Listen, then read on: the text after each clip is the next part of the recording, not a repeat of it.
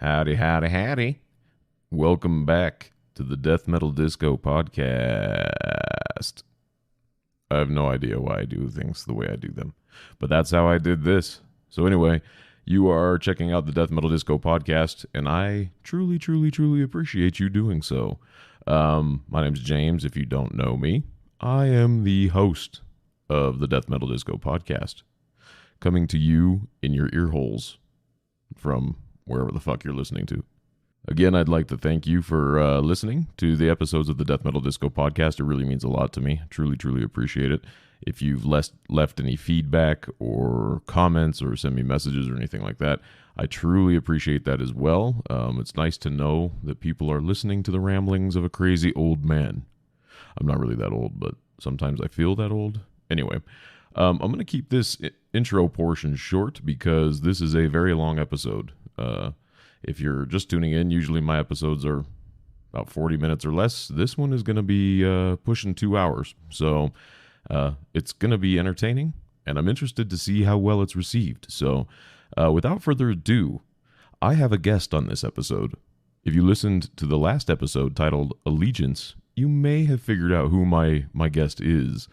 If you don't know anything about me, my musical history, or the local Colorado metal scene, you might not know who it is, but you may have figured it out.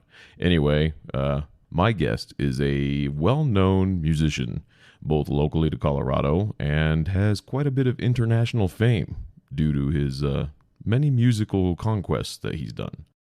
Locally, he's worked on projects called Cryogen and The Combustion Mechanism, which both are awesome bands. He did one album with Cryogen. They were around before he came to Colorado, and he did one record with them, and it was it's probably their heaviest record from all the records of theirs I can remember. And then he started up the side project, The Combustion Mechanism, which was very well received and a good time for all when they played live, and their recording was great. He also had a side project with a few other guys from around here called Organosyde, which was a HM2 old school style fucking festival of musical greatness that I fucking love. They put out an EP, and I listen to it probably a couple times a month. It's just a fantastic fucking record. Highly recommend checking it out. Organosyde. Do it. It's great. He's also got a big project that just released something a few months ago.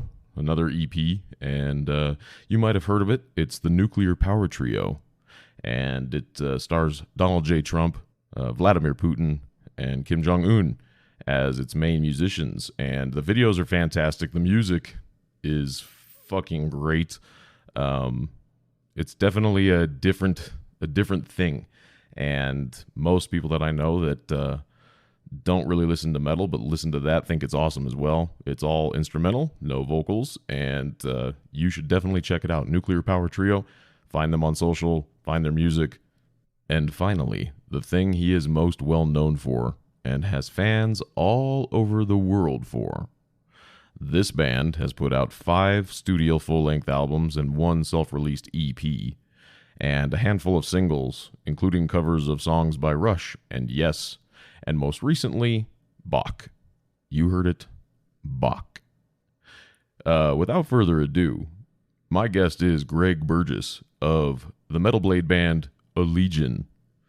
And what you're about to witness is what it's like to sit with me after knowing me for 13 years and just sit in the kitchen and talk for almost 2 full hours.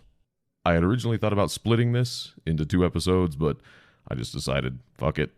Let's unleash this bitch upon the world and see how it goes. So here we go. Buckle your seatbelt. When it starts, it's going to be literally, I just pressed record and off we went. So enjoy. Let us know what you think. Hit us up on the social media. All the good things. Let us know in person. Whatever. We're easy to find. Anyway, thanks for listening. Check it out. And again, my guest is Greg Burgess from Allegaeon. Love it. So you've been listening to me ramble on for quite some time about this, that, and the other. So allow me to ramble on briefly about how I operate this podcast. There's lots of options for how you want to post and host your podcast and put it out into the world. I did a lot of research on mine, and for me, I decided to go with Anchor.fm. If you haven't heard of Anchor, it's the easiest way to make a podcast. First of all, it's free. That was a big selling point to me. Free is good. I like free. There's also tools for creation to help you record and edit your podcast from your phone or your computer or your tablet or whatever you're using. I find that to be effective. So we got free, we got recording and editing, both big deals, because they are. Anchor will also distribute your podcast for you. So it can be heard on Spotify, it could be heard on Apple Podcasts, it could be heard on Google Podcasts, and many, many more. That is a huge time saver because I don't have to go to each of those things to upload. So I like that distribution right then and there. And again, it's free. You can make money from your podcast if you're into that kind of thing with no minimum listenership. That could be cool. I think you should try it. It's everything you need to make a podcast all in one place. So if you've been on the fence about making a podcast and the only thing holding you back is how you want to host it or create it or whatever, download the free Anchor app or go to anchor.fm to get started. It's worth it. I'm going to lie in this podcast and say, dude, before this podcast, James basically high-fived me like 5 times. My sister would be like, that's bullshit. I'm here with Greg Burgess. Are we even going? I'm recording. Oh, okay. Yeah, so I'm here with Greg Burgess. And maybe I'll not yell directly into this thing. Try that again. I'm here with Greg Burgess. Hi. He volunteered to be my guest on this here Death Metal Disco podcast. This is weird for me. Dude, so. It is weird. It's so weirdly formal. I know, and it shouldn't be, but I feel like not everybody knows you that listens to my podcast. That's probably accurate, yeah. And I'll have a whole intro before this, like with glamorous music. Glamorous music. Trumpets. You've got that, like, the koto, or what is it? No, it's the duduk. The duduk. The duduk. The Armenian clarinet coming in all sexy like. Yeah. Do you have one? No. That's my favorite instrument, though. Is it actually. really? Yeah. Do you know how to play it? No. I've never even seen one. I don't even know what one looks like. A weird favorite. You just know the sound? Oh, yeah, I love the sound. I wonder if Musician's Friend has one. Or Music Go Round. You guys got a duduk? Armenian clarinet? We just have one in the corner, man. It just came in today. Yeah. I feel like I need to, like, apologize to your listeners on the, like, get-go, because they're just, like, going to get the bad cop, good cop sound, like, dark, rich, and smooth voice. No. And then my obnoxious kind of, like, waiting for balls to drop voice. They'll get there someday, Greg. Dude, I waited. I'm sure they'll get there. Like, 1 foot in the grave right now. They're not going.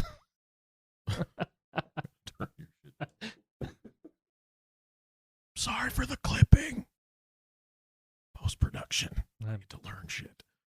So Greg's in town from the Great White North.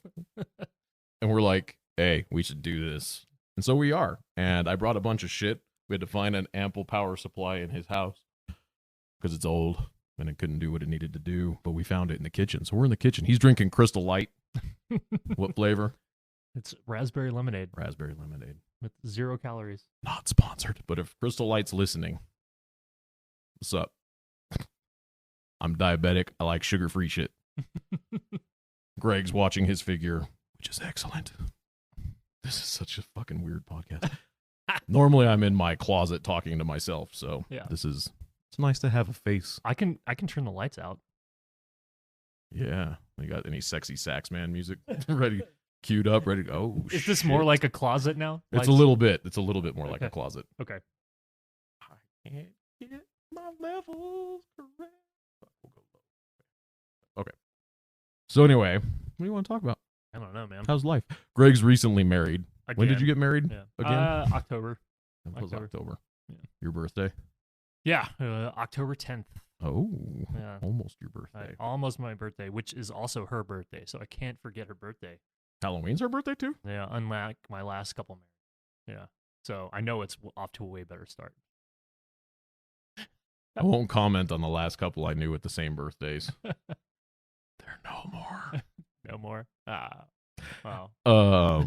But they were Aries babies, so maybe you're better off. It's different. Maybe you're better off that day. Very different. Like the opposite side of the calendar, you might say. Yeah. There's a carpet in here to let us know just how far apart those are. There which is. Super handy. Thanks, Sierra. Yeah. Sierra put a carpet in the kitchen. Makes sense. It looks very plush. Dude, it does. You know what? You're happy to stand on it while you're cooking. But it's not close enough to anything to stand on while you're cooking, unless you have gigantic feet or a big belly like I do. So I could probably stand on it and still reach the stove. At least with my belly. Fucking retarded. I'm so sorry for everybody listening to this shit. Super random. Anyway. We haven't gotten into the meat and potatoes. Yeah. Greg, tell me about yourself. Tell me Don't- something I don't know. about I just did. You didn't know my wife and I have the same birthday. Well, that's about her, though. Yeah. Oh, okay. I know your birthday. Aha, touche, motherfucker.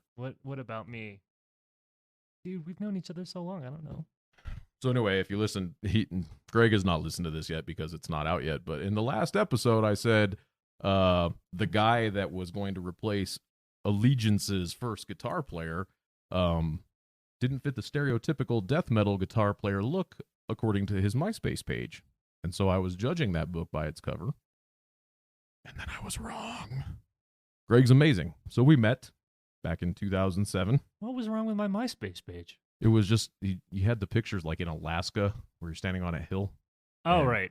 It was just a nice photograph and everything was classical guitar. So I was like, well, okay. I mean, I had more faith in your MySpace and your talent than Ryan's MySpace and his talent. Because What was his MySpace? Like him and the boys on the beach and shit.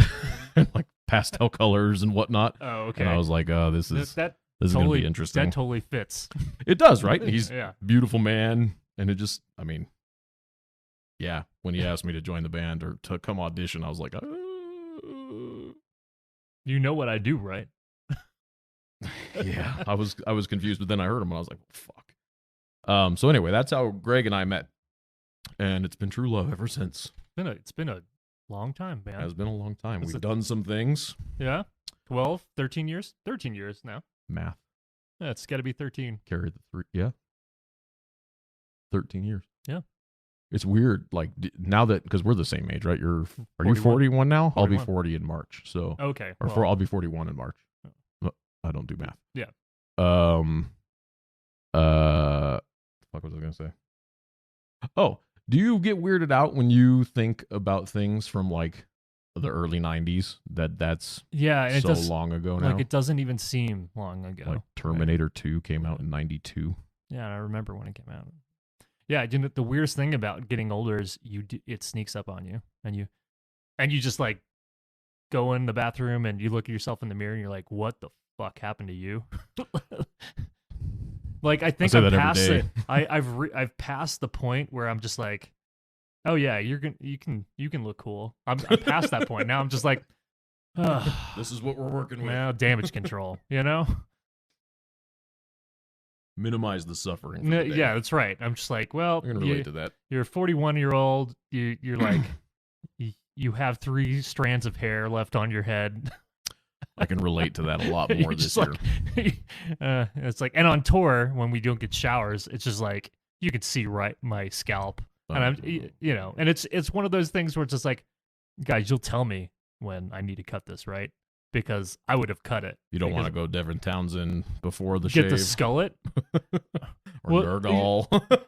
But I think you're right. But I guess both Nurgle and Devin had a receding, right? This is So their true. hair was This like is true. thick. Mine's gone like everywhere. There's barely hair on my head. I Right? can relate to that. Yeah. This past year with all my medical shit, I lost a shit ton of hair. Yeah. And Oh man, it's horrible. depressing. It's Dude. like the single most depressing thing. Yeah. for You know, me. I will say that getting old is the most metal fucking thing you can do. You're just like a walking bag of decay. Sounds like a good song title. Dude, it's metal as hell. I'm surprised you guys haven't written a song like that. Maybe more scientifically phrased, but like pedestrian container of rot or something. My decomposition is proceeding at pace. We're right on track for an on-time total decay. Which, apoptosis is cell death, right? Yeah. So Yeah, program self that. I guess that worked. Yeah. They're dying. These cells, see them? These cells were made for dying, and that's just what they'll do. And one of these days, now this shit's really quiet. What the fuck am I doing? Yeah, man, your thing doesn't like Nancy Sinatra whatsoever. Oh, it's okay. They've never seen her in her boots.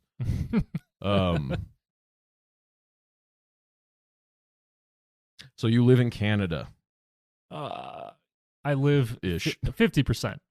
50%. I can only. How long can you be there? Do you have to have a visa to be there that long, or no? I can stay there 6 months. So, but with all the touring before COVID, it was like I was there for a month, right? 3 months at a time, and then I'd be back. And before COVID, I had other responsibilities here in Colorado that I had to discharge. So, yeah. So I still like all my belongings are still here, Colorado. I thought it was interesting. Your car has current plate, the tags on it. Yeah, dude, I took care of that before I left for Good call. Canada. Yeah. Good call. Ours expire the same month, I think. No, dude, when next time yours expire, you check in on me. Make Greg, sure it's time to come back. Yeah, dude, you got to take care of your car. Yeah. You can. I did my shit online. They just mailed me the tags. Yeah. So any of you who are still driving around expired tags from January of last year, fuck you. Get that shit taken care of. I don't know why that irritates me. It does. Oh, dude, I was totally guilty of that. I got pulled over when we were tracking apoptosis, and he pulled me over. And he's like, "Do you know why I pulled you over?" I'm like, actually, no clue. I have no clue why you pulled me over. He's like, "Your tags." I'm like, "What about them?" And he's like, "They're expired." I'm like, "No, they're not." Really? And he's like, "Oh yeah, dude. A couple months ago." I was like, "No shit, really?" And I Surprise. completely spaced it. And I could have sworn I paid for it. So to this day, I was like, I tell myself doesn't- that shit too. that doesn't make sense because I always take care of that. Yeah. Years ago, I had a Pontiac Grand Am that I loved, but I was driving around with no insurance like an idiot, and I was on expired tags for a year and a half. And every time I'd see a cop pull behind me at all, I'm like, there's a parking lot that I randomly need to turn into. Yeah. And so I would go do that. He'd drive off. I got pulled over twice in one day because of the tags. And neither one of them gave me a ticket, which was cool. And then the last time I got pulled over that way, I actually had insurance. I just hadn't gone to the DMV yet. Yeah. You couldn't do the shit online, especially when they're that expired. So the guy pulled me over. It was over by the Mirage off of Kipling and Coal Mine. Okay. Coal Mine, yeah. And it was, I don't know, midnight-ish. I had just gotten off of work at King Soopers. Pulled me over, and then some dude comes running out of the bar. The Mirage is a bar, for those of you who don't know. Comes running out of the bar screaming help and being chased by like 5 fucking dudes. He runs to the 7-Eleven, is banging on the windows. He's like, help me, help me, help me. And the cop throws my stuff back at me. He's like, get your shit fixed. Have a good night. I was like, all right, thanks, man. And then I just drove off. I was like, I hope that guy lives. I think that's karma. You're Saved a good by dude. the beatdown. You're a good dude, so karma came to save you. So what did that dude do to piss off 5 people? I kind of wanted to find out. Because I have a feeling you don't piss off that many people without kind of being special. Poking the bear. You probably hit on somebody's girlfriend. Yeah. Maybe sexual assaulted. Yeah. There's a fine line between complimenting and being. Once you're all up in that junk, you maybe have crossed a line. Yeah. So, note to anybody out there who's not sure, inappropriate touching is bad. Consent is a thing. That's my public service announcement for this episode. Oh my God. I should have planned something to make this a little less random. That's all right. Editing is a magic. It is. I'm just going to delete the whole thing and just upload your picture. Be like, for further episode news, go to this picture. Like, this is Greg. This is what he looks like. You don't drink, do you? No. Back on that train. Every now and then, have a Washington apple shot and call it a day. Oh, man. That was the second drink I ever had, right? That was there, yeah. Yeah, you bought that for me. Not really. Sometimes, dude, on tour, I just don't care. Yeah. You know, it's not, I never think about it until someone brings it up. It's not on my radar. That's probably good. Yeah. Now, soda, on the other hand, that if I'm going to have a vice, that's it. I need to. What's your soda of choice? You know, it's super weird because my taste buds have changed now that I'm older. Because I was like a Coke diehard guy, and then Mountain Dew just because it had the most sugar. I love that, right? And now Pepsi. Really? It's crazy, and that was super surprising to me. I had a because I live in Quebec, and you know the French. That's in Canada. Yeah, they love the Pepsi, so it's hard to get a Coke up there. So I just had a Pepsi one day. I was like, wow, I really enjoy this. And then so now I just drink Pepsi. Super odd because I never would have done that before. Was that when you were on tour up there? Yeah. Because you live outside Ottawa, right? Which is not. Yeah. No, I right across the river. Oh, really? So in Gatineau, where, you know, people yell at me in French and I can go, cool, dude. Oui. Oui. Oh, not like, oui. That's not very Quebecois. It'd be more like, wah. You got to have the anger behind it, yeah. I haven't been. I was supposed to go to Montreal back in May. Right? For Bloodbath. Bloodbath. Yep. I listened to your podcast, but I also really wanted to go to that show. Yeah. I mean, well, were you here in May, or was that before you came back last time? I can't remember when we hung out. I think it was June, but I was in Canada in May because I was trapped up there. Right? Because COVID happened in March. Right. And I went up, and the day after I got there, they closed the border. So they canceled my flight. So the border's open now, though, ish, with you restriction? Can fly. Well, you cannot go in unless you have a very good reason. So for my reasons, family reunification. Sure. So yeah, so I can go in because I'm related to a Canadian citizen now, but they've changed the rules. So before I go back, I need a negative COVID test within 72 hours. Yeah, that makes sense. Yeah. I think you need that to go a lot of places right now. We have work in the U.S. Virgin Islands. Yeah. I volunteered to go, but they said no, which is dumb. You're just like, I just want to go to the island. And it's for the stuff that I don't really know that I'm teaching in Idaho this week. I'm like, please, I'll learn it a lot more intensely. I want to go on a vacation. Yeah. But yeah, they need the same thing, 72-hour test. And then one of my coworkers, he's going, and he said that his test might not even make it back to him before he gets on the plane. I'm like, they'll send it to you in email. Yeah, that makes sense. I'm trying to figure that out too, because I'm like, if you get your test and then get the results and then buy your ticket for that day, like it's going to be an international plane ticket that you buy that day. Not cheap. No, it's going to be way cheaper to buy it. And then if you're, can't imagine, I'd be positive, but I'm sure a lot of people could imagine. Yeah. Then it's like, oh wow, I just threw away. Yeah. Who knows? They may reschedule you because of COVID. Yeah, I know. Like, I fly United Yeah. for work, and they have no change fees and cancellation fees. I think are waived as well, but they're stored as like a credit. Oh, okay. Oh, that's cool. Well, that's even better. And it's been specific dates, starting in March of last year, or if you had anything booked from traveling to March of last year to, I think it was the end of the year, but I think they just put out another notification that they've extended that, which is that's obvious. That's cool. I think most of the airlines are doing something like that, but I only pay attention to United. Yeah, it totally makes sense because the Canadians are pissed because like they all have to stay home. Like they've shut down everything again. Was it Canada wide or just is it specific to province? No, I mean I think different provinces have different things, but Canada wide they have locked down. I think Ontario is like super locked down right now. But they locked down by population. Not population, but rates, hospital space. Really? Yeah. So, like, because Gatineau, not only does it have the worst hospital in Canada right down the street, but it was like number of, like how many people they can do it. So that's a red zone. So, like, you can't hang out with anybody. You have to stay indoors. Like, that makes sense. Yeah. It's actually smart. You know what I mean? So, I don't know. If you got more hospitals and more hospital space, then you can be a little bit more flexible. Yeah, you're not, and that's the thing that I think people forget about all the lockdowns and they're trying to restrict movement is not because specifically that you'll get sick. It's the ability to treat the people that do. Yeah. And if a hospital's overrun, that's any other movie you've seen. Like, watch Contagion. I watched Contagion probably back in, might have been April. I think I was pretty quick to go back and watch that. And then what was the other one?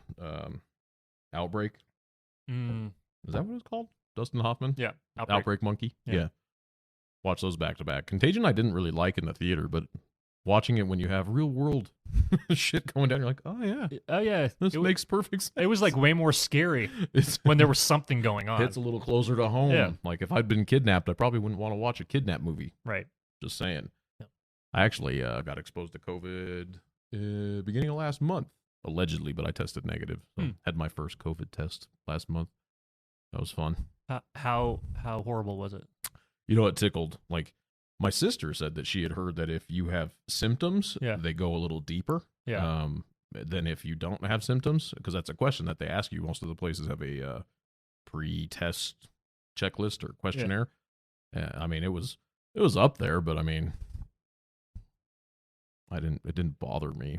Afterwards, you're like, oh, kind of sneezy, which they tell you probably will be anyway. But I mean, the Q-tip they used is like 7 inches long. You're like, that's going in there. Yeah. And they were cool. The chick who did the test, she was standing outside my window. She looked, full gear and everything. Hazmat suit. She was like, so how's your day going? I was like, it's going. How's yours? She's like, it's cold. I said, yeah. She's like, I'm freezing. Cool. Why are we still talking? Like, I don't know what was happening. I think she was, they couldn't look up. So you do the registration online. Yeah. They prefer you do it online so you don't have to worry about it when you get there. I did the one in Centennial, and do it online, and then you get a confirmation with a number, and then they go look up your shit with that before they do the test. So she was waiting for the guy because he couldn't find it. Oh, okay. There's actually a different girl who couldn't find it, so a guy had to go do it. Not trying to sound sexist, but that's how it worked. Guy comes out, and he's like, I don't know why she couldn't figure it out. And I said, I don't know why either. Whatever. Maybe she was new. Could be. I don't know. I don't really care, but yeah, it wasn't that bad. They stuck it in there and swirled it around a little bit and swirl. It's probably, and it took like it was like 20 seconds each nostril. Oh, it was up there for a while, hanging out, lounging around. And she's like, if you need to sneeze or anything, just let me know so I can get this out of there first. I was like, okay, but I just closed my eyes, went to my happy place, thought about some boobs, and called it a day. Then it was 4 days later I got my results back. Oh, okay. Yeah. It's weird because I'm like, I don't want to pay $160 for the rapid test. Yeah. But I don't know. I think you just need the results within 72 hours of flying, right? Not the test. Right. When are you supposed to go back? I want to be back for Valentine's Day. I've always been on tour. Never spent a Valentine's Day with the wife, so gross. Yeah, pretty gross. I actually talked about a Valentine's Day show that we did on the last episode. Oh no, not the that Gothic. One. We played out to a crowd of 20. Fantastic, dude. It was not 20. It was 20 if you count the bands and their significant others that they brought. Because I was literally like, I think we played four people. Might have been 4 people. You do not. There's nothing that makes you feel more like an asshole than you playing in a huge venue with only 4 people. Because then you just like feel really bad for subjecting people to it at that point. That's kind of. I mean, I tried to talk us out of playing that show to begin with, but they just really wanted to play the Gothic. Yeah, and I got that. That was our second time playing it though, which I get because I love the Gothic. Yeah. It was the first time. Don't ask me questions. Maybe that was the first time. I thought we had played there once before, but I thought that's why we did it. Maybe it was the first time. Yeah. Well, I played there twice in Misanthrope, and a handful of times when I was in the Mandrake. Yeah, that might have been why. But then we also had Aaron lost those tickets, and the dude wanted to charge us $100 for the missing tickets. And we're like, no. And he's like, yeah, you don't have the tickets, we just can't have these people showing up and I'm not getting compensated. I was like, there's fucking 10 people here, maybe. It's still back in the pay to play days. Yeah, I don't even know how many people the Gothic actually holds. I think it's I want to say it's like 800, but I was gonna say 5 to 6, but I don't know. I know I've looked it up before, but Yeah. I've played to some really good shows, really good crowds there. It's my favorite place, but I haven't played everywhere, so I don't know. well, yeah, that's why we did it, because it was like everybody was talking up the Gothic. Must I have had never been. been there. I was like, okay, whatever. I was so happy to be playing. At that Yeah. point. Being in a band, I was like, oh, wow, man. 13 years later. That's I'm the just like, sound oh, of struggling to keep it real. God.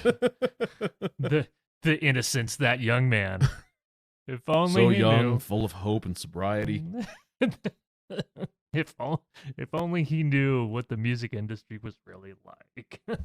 I mean, I look like people ask me when I tell them, like, yeah, you know, I was the original singer for Allegaeon, and I got out before they got signed and started doing good things. They're like, how does that make you feel? And I'm like, super proud of them. Sometimes I'm like, damn, that would have been cool. But at the same time, I think it's a better fit with the way it's all gone down. And I'm like, yeah, but at the same time, I look at the music industry and I look at other people with their blogs, like Trevor from Black Dahlia and whatever, their podcasts and all that shit, and Yeah. people talking about the industry itself. And I'm like, I'm good. I make a comfortable living. Dude, yeah. I can take showers every day. Yeah. I don't sometimes. But And it's, I mean, the first couple tours when it's like, oh, wow, here's our 5th hot and ready dinner in a row. And then you're just like, Little Caesars again, you know? And then it's like they're spending the bare minimum oh yeah. on your, and it's just like, I don't Your remember the last guarantees time I were- was able to poop, you know?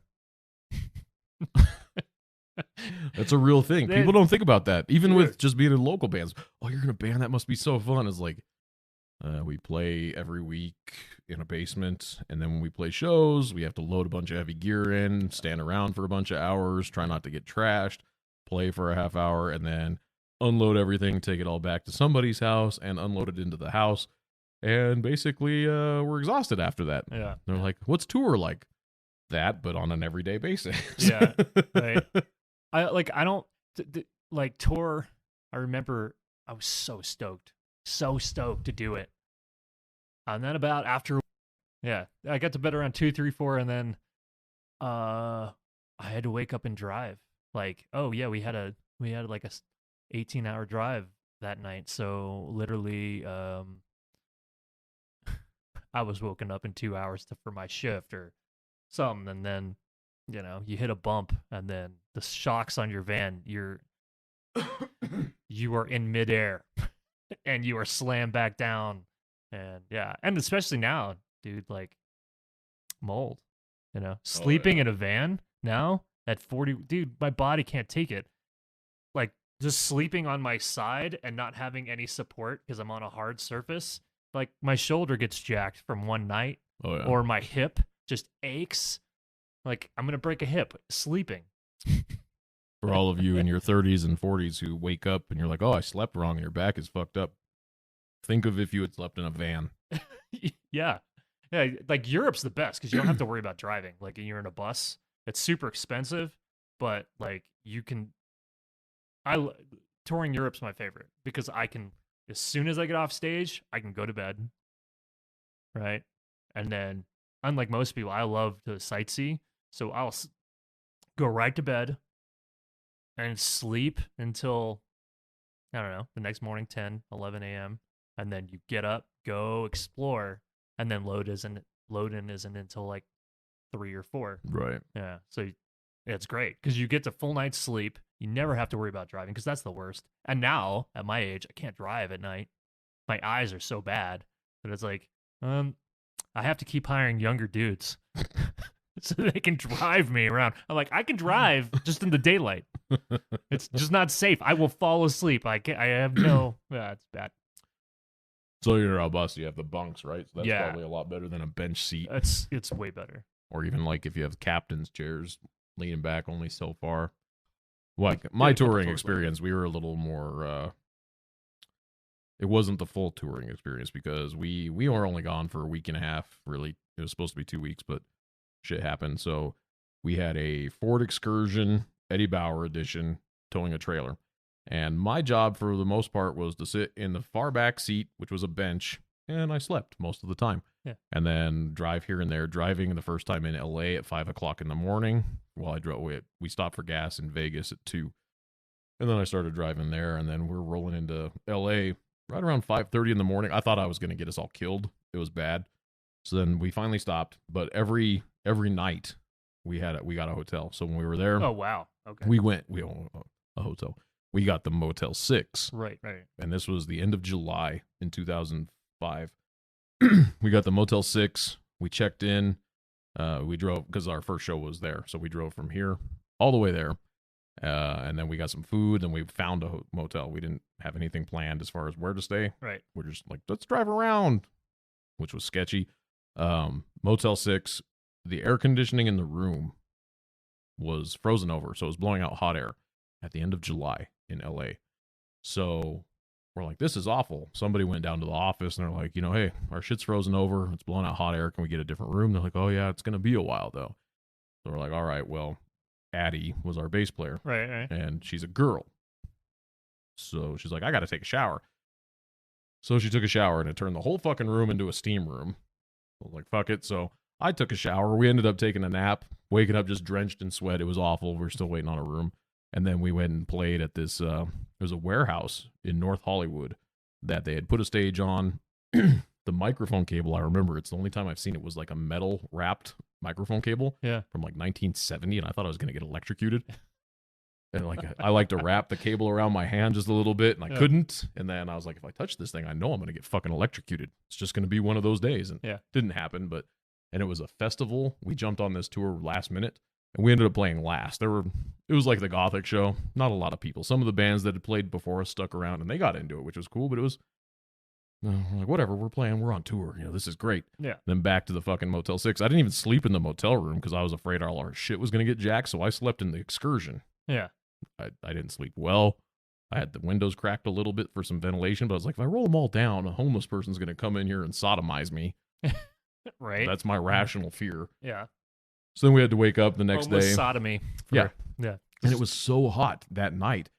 A bunch of us had sat in the excursion, and we were running the air conditioning, but we didn't have the engine on. So we killed the batteries. The excursion has 2 batteries, and we killed both of them. So we ended up replacing the alternator and both batteries before we could leave. Our next show was in Vegas. We go to Vegas. So you're already like, I'm just thinking dollar signs right now. Oh, dude. So gas, an alternator, and 2 batteries. Yeah. So how many? I don't even know. Like, it was Andy's truck. It was all of Andy's stuff. The truck and the trailer was all his. He paid for everything. So he you was got to able be to replace it all. $400. Easy, right off the bat. Right the off. Motel 6 was like $60. One of Ron's friends came up from Temecula and got a room there too, and that's where most of them stayed because we still they never got us another room. Yeah. I stayed in the fucking truck. I didn't care, but it was rough. So we get all that shit fixed.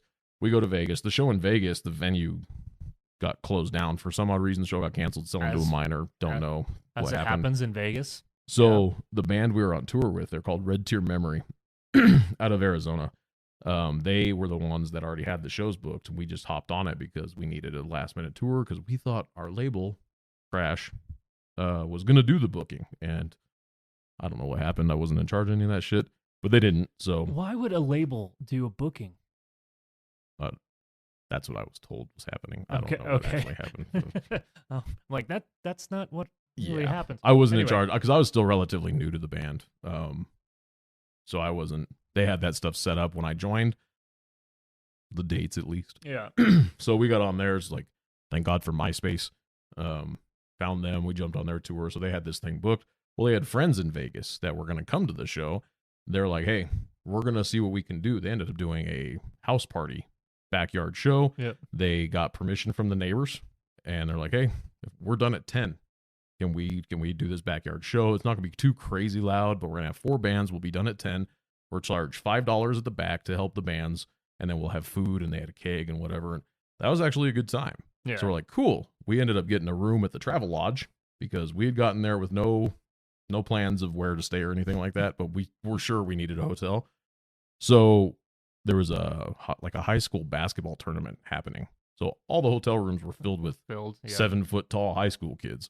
So we ended up getting the Travelodge. We play the show. We go back. We take showers, clean up. We're going to hit the strip and fucking crush it. That was my first time in Vegas. We got so You fucking crushed it. drunk. You crushed it. It was bad. we get back to the hotel room around 3:00 in the morning. Our next show is in Ogden, Utah. It's about an 8-hour drive. Oh my God. None of us could drive longer than a half hour. Like, I was the first person to drive, and about a half hour later, I was like, somebody needs to take over. I slept in a chair in the hotel room. Yeah. So, I mean, I was the first one awake, too. It was like, it's 6:30 in the morning. I was like, I'm going to go get some continental breakfast. Yeah. And then everybody else is slow and waking up. It took us like 10 and a half hours to get up to Ogden. Mm-hmm. When we were rolling up into Ogden, the band we were on tour, Red Tear Memory, they're like, hey, you guys are supposed to start playing in like 10 minutes, but we got it switched, so we're going to play first, and then you guys can play after that. We're like, oh, good. We were struggling.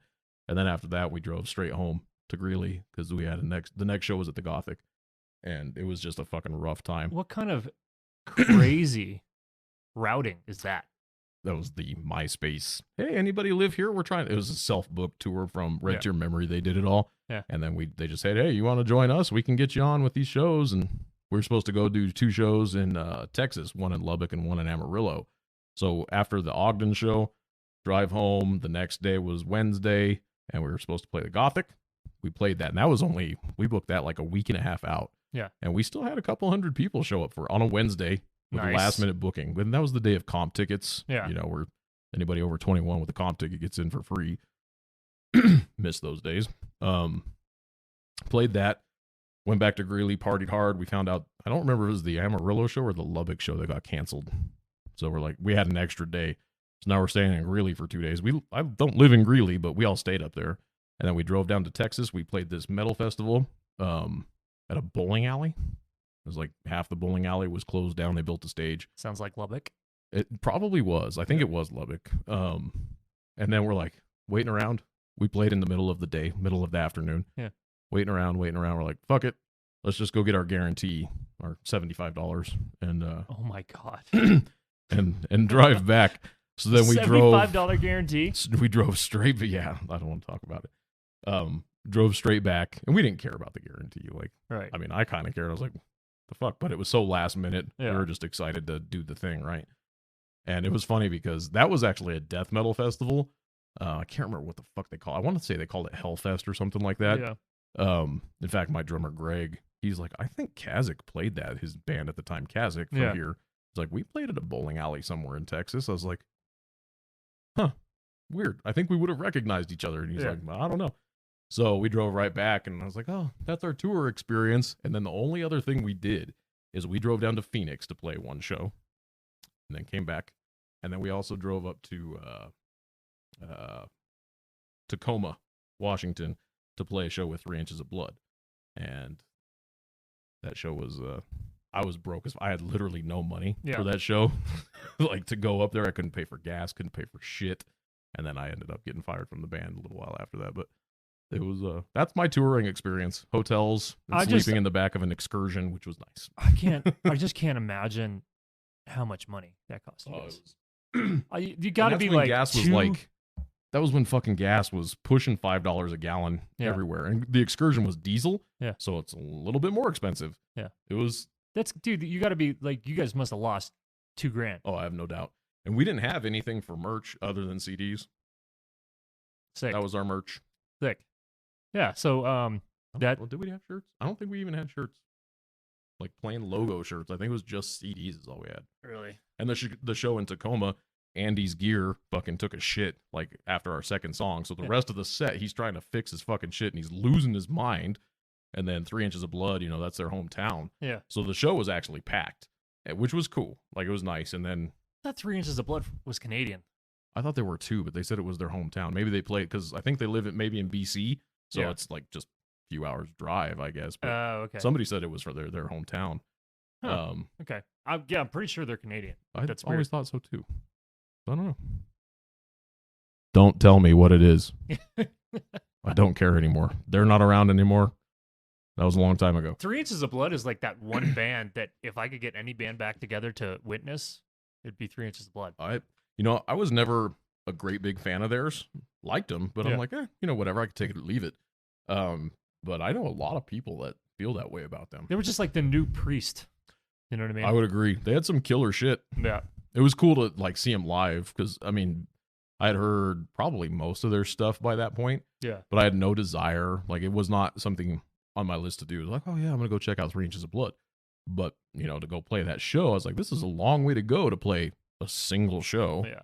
And so Andy, being Andy, he bought a used airport shuttle bus and bought it in Texas, went, picked it up, drove it back, retrofit it, put in bunks, put in a table and like sitting area to kind of make it as close to a small touring bus as possible. Yeah. And so that's what we drove up to Washington. The thing that sucked about it is the brakes were fucking shit. So I was convinced we were going to die. Like it was raining when we're up driving up through Oregon. And that was my sex. They only let me drive for like an hour because I think I have sleep apnea and it was untreated at the time. Yeah. And so I think they were afraid I was going to doze off and get us all killed, which was a high likelihood. Yeah. So we drove that thing up. And I mean, if you did 65 miles an hour, you got like 8 miles to the gallon. If you did 70 miles an hour, you got 3. So, I mean, just the gas alone was stupid. And I had no money. I could not contribute shit. Yeah. It was, I don't even want to think, just that trip had to cost us $500 just in gas. It was so fucking stupid. That's what being in a band is. Yeah. One long. And dealing with gear issues. Like, I thought Andy was going to fucking lose his goddamn mind with his shit going out, but especially since it was his gear from his company, Madison Amplification. Rest in peace. I thought he sold. I thought he sold it. He did. He sold all that shit, and now he has Backbone Adventures, which is a outfitting company in Estes Park. So nice. like Jeep rentals, ATV rentals, stuff like that. Oh, very cool. They almost lost all that shit in Estes in the 2 big fires this summer, man. or not even this summer. Back just November, that shit was still burning, but they almost lost everything for that. They had to evacuate last minute because they do a lot of stuff on Storm Mountain. And I think their house is up there now too. They had a house down in Loveland. Maybe they moved. I haven't been up there in a long time, but yeah, he sold Madison. Last I heard, Madison still exists. Yeah, I thought but it did. But I have not seen anybody purchase anything from Madison in years. So it's crazy. Like the worst debt story I would say Allegaeon had is the first time we went to Europe. Because we hadn't been there, right? We had never been there. We're super excited. You know, we've been around for a long time. Yeah. And so when was that first tour in Europe? 2017. Jesus Christ. Right. So It 3 did years take ago. a long time. Yeah, it took forever. So we finally go. We're super excited. Our deal was not great, but you know, it's just like exactly what you described. To get into a new territory, sometimes it just takes some money. So we start off in Dublin and crushed it. Like no. Was it Dublin? Yeah. Yes, we got dropped off in Dublin. Yeah. Dublin. Then I think we did Glasgow. And yeah. Sorry, my brain's going. So we had a couple days off, like right at the beginning of the tour. Anyway, so the whole UK, we crushed it. And before we were working with this European merch company, and we're like, hey, we've never been. How much merch do we need for this tour for a band that's never been? And they're like, this much. It was gone by the time we finished UK. Jesus. And we were like, crap. So we ordered the exact same amount, and we went and played the Netherlands. Gone in one show. And we're like, okay, we need to order. I remember seeing Facebook posts about the merch situation. We need to order a lot of merch. So we slam merch, and then we went up and played a whole bunch of countries that were either, it was so expensive to live there, they didn't have money for merch, or they're like, you know, Poland, you know, I mean, they're so dirt poor, they don't have money for merch. So we got stuck, I think $20,000, something silly, $17,000 in debt from between merch and plane tickets and everything like that. How does that work? Ordering all that merch so quickly, like you just get a rush order, and yeah, they get the rush order and they ship it. Do you have to go through the label to order that shit, or no? Like... You go through the company and they just ship it right to the venue. Wow. Yeah. So it's like you arrive at the venue, they have boxes are there. Yeah. That's fucking nuts. I remember you got, because did you guys play in Sweden or just the Netherlands? Was that as far north as you got when you did that tour? We did Finland. Finland, that's right. We did Gothenburg and Stockholm. Stockholm was awesome. I was like, we were in Gothenburg, home of Swedish death metal. I Right. was so stoked. No one showed up. Really? Yeah. It's kind of like playing in Tampa. Sure. You know what I mean? It's like you have these. It doesn't matter They're what from the there, reality. but nobody comes. So what the reality is, you blow it out in your Yeah. mind what it's going to be. Of course, like Yeah. meeting your heroes, like Right. generally a letdown. Yeah. Anywhere you really want to play. Like first time we played the Bay Area, I was super excited, and actually that show was insane. People walking around without pants because they lost their pants in the pit. That was one of the Seems a bit drafty. that was one of the craziest shows ever. We had a circle pit on stage around us as we were playing on the stage. They rushed the stage for the last song and did that. Yeah, the first time we played the Bay Area, I was sick. I That was one of my favorite shows ever. believe it. Yeah. Where'd you guys play there? It was the Red House in Walnut Creek. So it was Okay. like outside of Oakland and yeah. Just what is it? Just east of San Francisco? yeah, east of. Like 30 minutes. I think it's a little bit further than that. Is 'Cause it? I think it's closer to Oakland. I can never remember exactly how they're laid out, even when I was traveling to Oakland a bunch for Yeah. work. But I know if I took a right turn, I could go to Walnut Creek. No. But with traffic, that's like 2 hours. So Oh, yeah, because yeah. Bay Area traffic blows. Right. Well, anyway, that was what I considered our first Bay Area, and it was never that good after. But At least it was good once. it was good once. It was amazing once. Yeah. Lots If you had to pick a favorite place here to play, not here in Colorado, but in the States, or even just North America. North America, well, I'd have to pick Canada. They love metal in Canada. They have some quality bands, that's for sure. Yeah. I don't remember ever having a really bad show in Canada ever. I think maybe one time we played Saskatoon, and it was just a small place. So, but the people that did come out were so excited. You know, there wasn't a lot of people, but they were like, the Way energy into was it. still there. That's good. So Even if into you it. have a small crowd, Yeah. if their energy's cool, Yeah. it makes it suck a little less and sometimes, feel good. Yeah. But it definitely lessens the suckage, which helps. What's your favorite European spot? I love the UK. Wait, dude, the Manchester always crushes. London, I think the last couple times we played in London, it sold out. Dublin is always great. Glasgow is insane. Yeah, the UK is just like, that would be my favorite country to play other than Canada. Like You guys have toured Australia. That was 2 years ago? 2019? 29. Oh man, yeah, time I flies. actually was 2019. I was looking at taking vacation time, and I was going to go down there because I'd never been.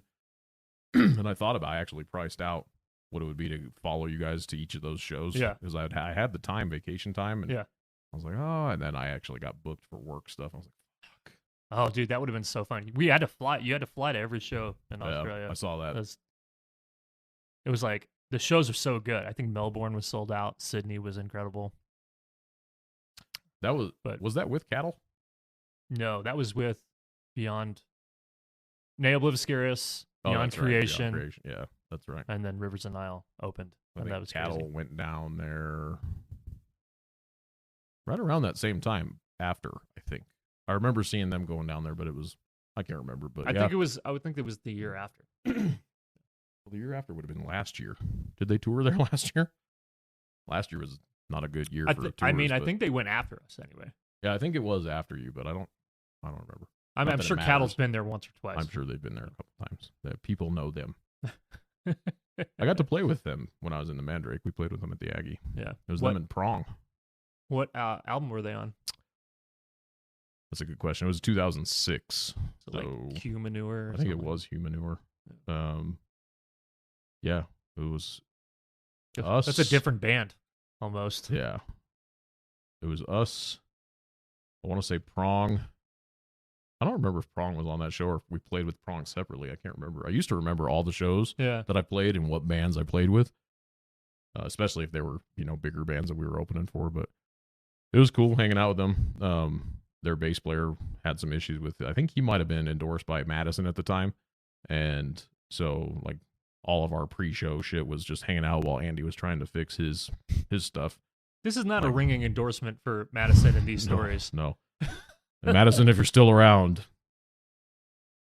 sorry. I don't know. Our stuff generally worked okay, but unless you were in Washington, apparently that's when it shit the bed. But I will say the good thing about Madison is that since Andy owned it, we got into like Sounds of the Underground tour. Yeah.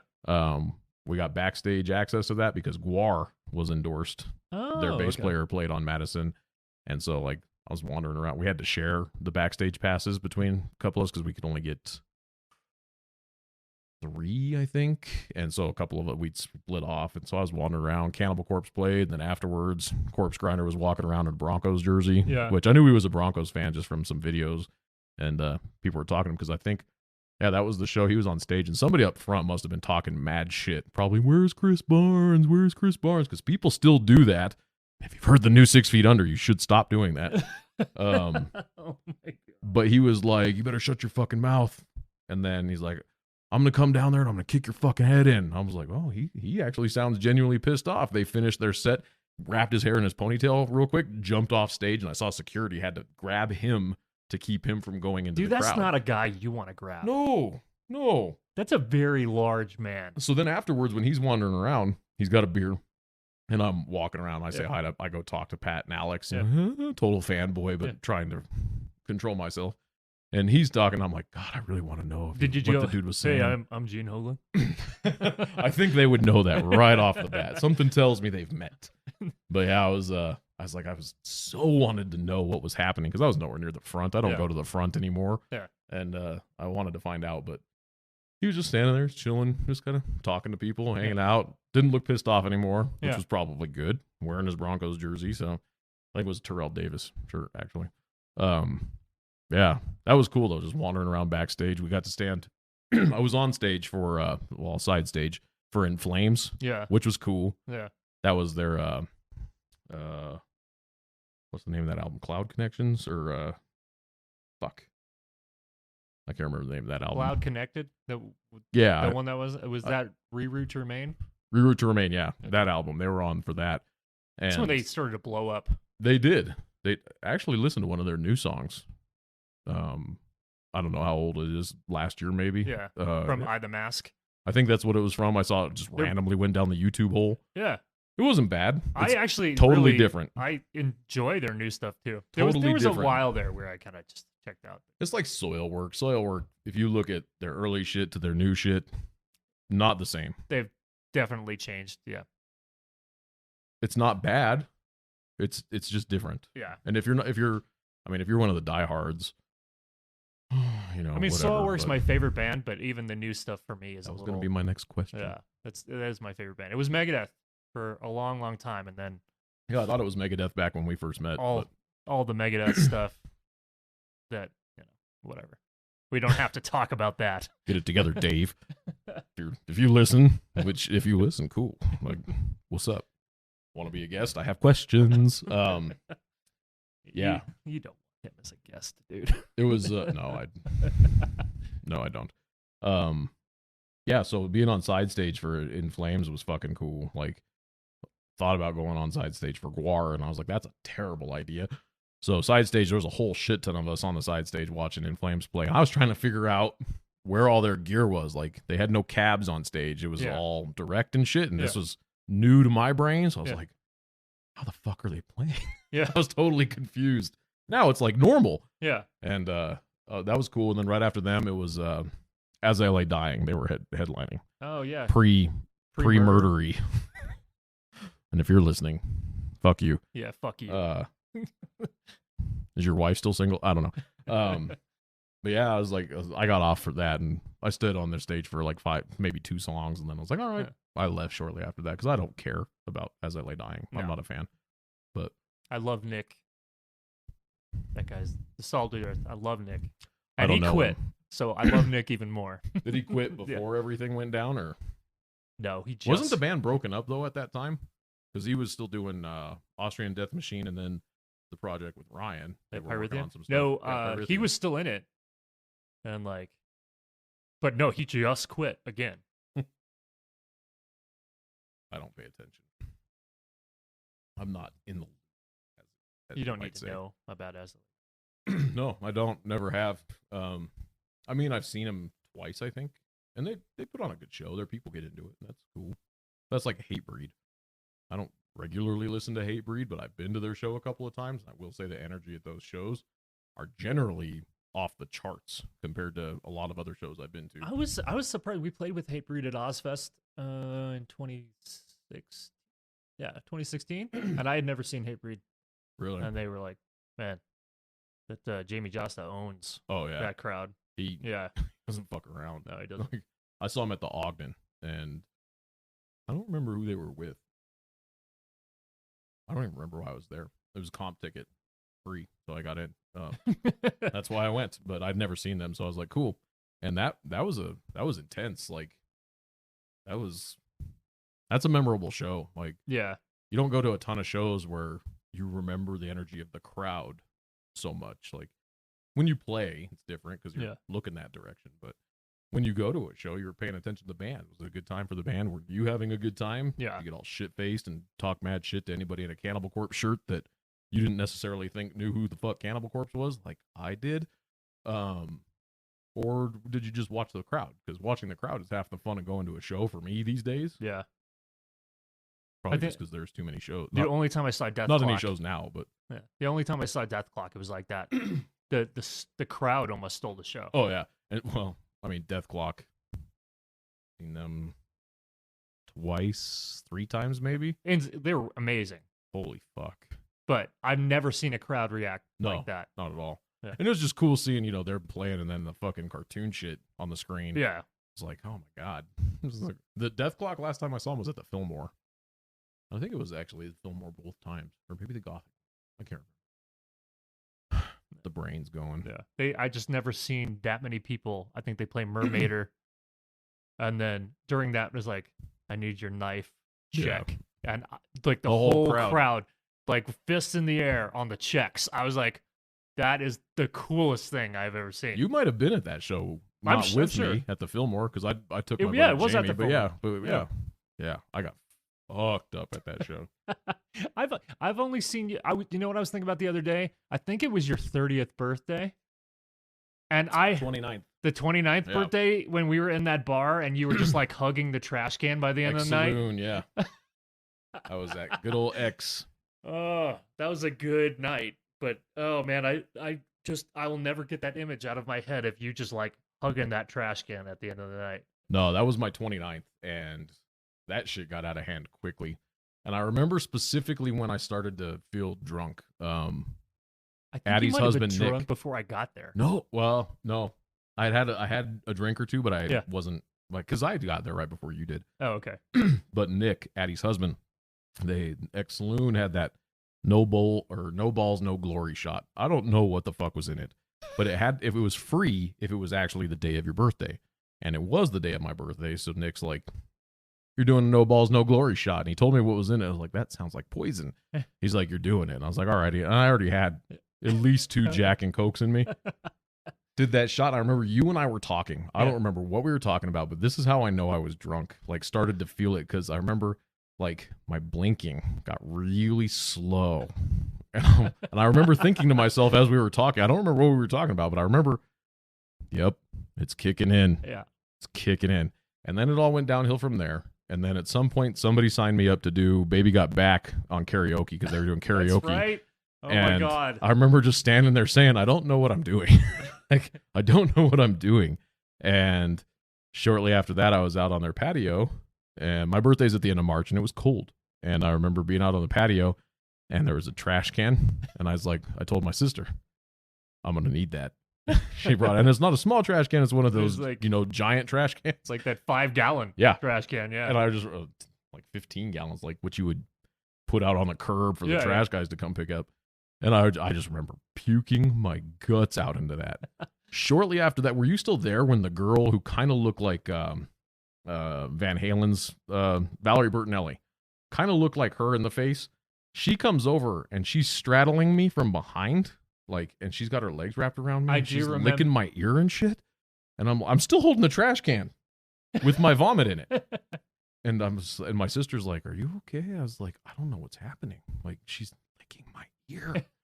And my buddy, my other friend Greg, he's just looking. He's like, "Yeah." And I'm like, "Oh, I'm too drunk to fucking function right now." I remember just being super confused too. Like, she knows he's throwing up, right? Like, and it was weird. She had to, because she was out there before I got out there, and I made it no secret. I'm like, "I'm puking." Yeah. I'm puking, dude. But I remember there was a few drunk girls there acting like basically being strippers out there, and you're just like, what? I remember her face. Her All face right. looked a lot like Valerie Bertinelli, and I was like, "Oh, she's got a cute face." So she's licking my ear, and I'm like, "Oh, this could be cool. This could be really cool." I'm super drunk right now, and she has to know that this trash can is filled with my vomit, and she's into it, which is creepy. So my sister, like, she gets up to go to the bathroom or something. Yeah. And my sister's like, "So what do you want to do?" I was like, "I don't know. She keeps telling me that she wants me to go home with her." And she's like, "So are you going to?" I was like, "I don't know. I'm going to find out. I'm going to walk her to her car." Yeah. And find out. Like, I was super drunk, but I felt better after expunging all Well, the and evil. I'm sure that sobered you up. It did. And it was funny because we walked back in and the place was closed. All their chairs were up on tables. I was like, how fucking long were we out there? Yeah. And I walk her to her car, and she's like, "All right, it's been nice meeting you. I got to go home to my boyfriend." And I'm like, "What?"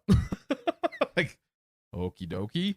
Yeah, see, that's how you decapitated gets in prison. Exactly. Fuck.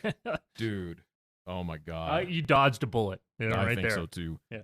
And it was funny, though, because like, I go walking back to my sister's car, and she's like, "So, no?" I was like, "Apparently her boyfriend's at home waiting for her." And she goes, "Oh, okay then." I'm like, "Thanks for the good night, everybody." Yeah. Oh man, I remember I remember I left beforehand. I left when you were still hugging that trash can, and I felt for you. 30 was no better. So 30, a bunch of my dispatch friends, we went to Scooters in Aurora off 225 and Alameda, and we would go there weekly anyway because my buddy Johnny's family owns it. Yeah. So we would go, and the bartenders knew us, and they would hook us up. Huge, and it was usually just a shit show. Like, a few of us went there one day just to get dinner. Yeah. And we're like, "Oh yeah, eating forks and knives." We're like, "Yeah, this is a delicious salad or whatever." And then 6 hours later, I'm calling my sister to come pick me up. So 30. High five, Melissa. Oh, I don't even think she listens to this. Like, it's so stupid. She might listen to this episode though. Just for that. I'll put in comment. my caption that we talk about high fiving. Yeah. For those of you who don't know, I don't high five. He I doesn't. might have actually mentioned that. He doesn't. I was threatening him before this that I was going to tell everybody that he high fived me like 5 times before. I'm keeping that in here. I'm not editing that out. So 30th, I live down in Parker, and my sister, I had a long day. My sister was coming to pick me up. She's going to be my DD-ish. She kind of sort of failed at that, but she was way better than I was. So Spike Energy, have you ever had one of those things? No. They started coming out in the same size cans that the original Red Bull size came out in, and it says on there, "Do not consume more than one in 24 hours," which is generally a sign that you shouldn't have at least one. Shit's about to get real. So we stop at the gas station. I pick up one of those things. Hadn't eaten all day. I was gonna get some food at the bar. Drink one of those, chug it on the way, because it's like a 20-minute drive from my house to the bar. Chug that thing. Within 15 minutes, I'm like shaky. I'm like, "Oh yeah, I'm amped up." Get in there immediately. We're doing shots immediately, and it's me and a bunch of people from dispatch and whatever. My sister, and then my buddy Johnny, he tells the bartender, because they have a front bar and a back bar. He tells the back bartender, "I don't want to see his drink if it's halfway, you're bringing him a new one." And it was Jack and Coke double talls, but they pour heavy because they hook us up. So I was drinking. I'd be drinking, and then a new glass would show up. And I didn't know that this arrangement was made. Yeah. Like, a new glass would show up. Then we do some shots. Drinking. Somebody had ordered food. I had some wings or something. Yeah. I was there for an hour and a half before I ended up being in the bathroom, puking my guts up. And Johnny was drunk, and he's, James, are you okay?" And I was like, "You're going to rape me. Don't rape me." It was bad. It was fucking bad. Why do I think that I came You might have. You and I think maybe you and Laura came. I think we did. I can't remember. Yeah, Shocking. dude. We went. I know we went to one of your birthdays at There was Scooters, a lot of people there. but I don't think you were there. I might have left already I think we got there and you had gone. because it was. And I think we left like immediately. Yeah, We were just like, oh, okay. yeah. It's it was a Like good I time. have a memory of this, but Yeah, it was bad. Like I remember, somebody even took a picture where I had the arms on the table and my head on my arms, and somebody had asked me how I was, and I was giving a thumbs up, and somebody took a picture of that. All you see is my head, my arms, and the thumb. And I'd get up and there's another glass, and I was like, I can't do this. But then I just started chugging them. Just yeah, I did. At what point are you just hurting a person? Like I dude. don't know. Like they like you, so they hook you up, but that just sounds like detrimental to the person. I think the bar actually cut me off, especially since I spent so much quality time in the bathroom. Yeah. But then I remember I actually saw pictures of this too, where when we're leaving, since my sister drove me, Yeah. I could barely walk. So people Yeah. had to, put me on their shoulders, and I'm a huge motherfucker, and walk me to the car. And I saw pictures of it, and it was my sister and one of the girls I work with, Stephanie, who's tiny. Yeah. And I'm like, and my friends Johnny and Chris, and they're big, bulky Yeah. men. They work out, whatever. Like, you guys made my sister and Stephanie carry me to the car. True friends. And I remember my sister, she got me into my house, got me into my bedroom, she took off my boots, and Yeah. then I woke up the next day and wanted to die. So, Oh man. Yeah. and that was the last time I went that hard. No, that's not true. That hard at a bar. The next time was in 2013 when I went camping with a bunch of friends, and we were at Okay. 11,000 feet, and I drank a whole bottle of Jack Daniels, and that was a shit show too. Oh man, high altitude and yeah, that's not Oh. good. Well, my buddy Ken was like, he doesn't drink very often, and Yeah. he's been drinking margaritas. He's like, James, you got to catch up. James, you got to catch up. I was like, fuck you, buddy. And it was all bad, all bad. Yeah, when people ask me, I'm like, it's gonna take me 4 minutes and I'll be where you are. That's what it takes. That's what it takes to get me drunk. I remember the last time. I witnessed this. Yeah, I was like, time this.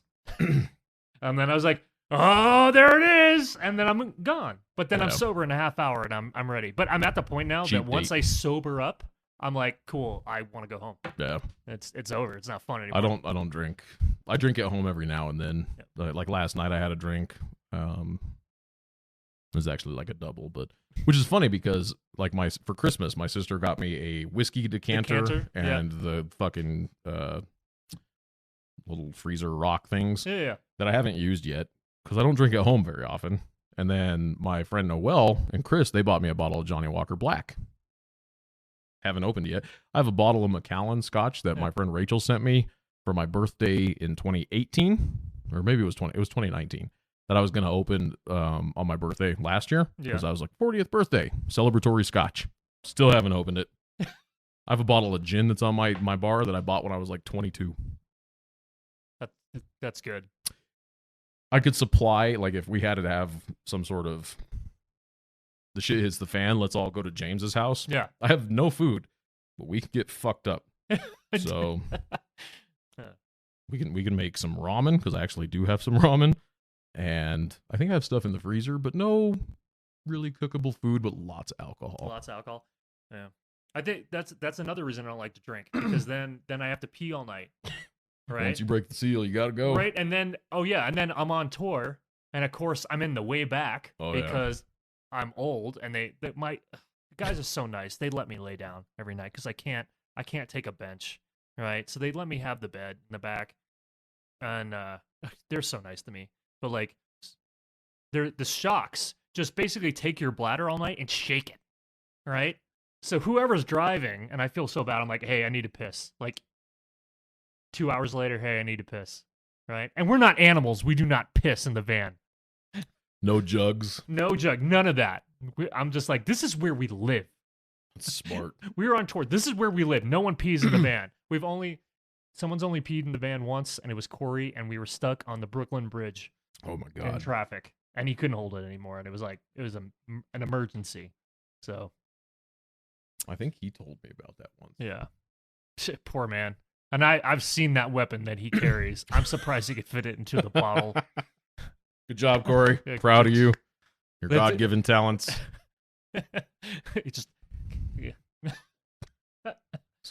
I don't have anything else to add to Yeah, that. Kansas City. It just imprinted in my brain. It happened in Kansas City. Just fell out. I mean,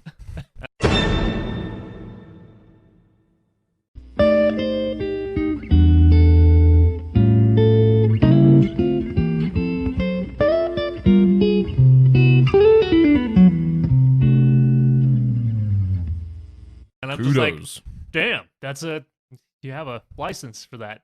I would hammer. assume that's happened to everybody on tour at some point. No, I can't say I've seen anybody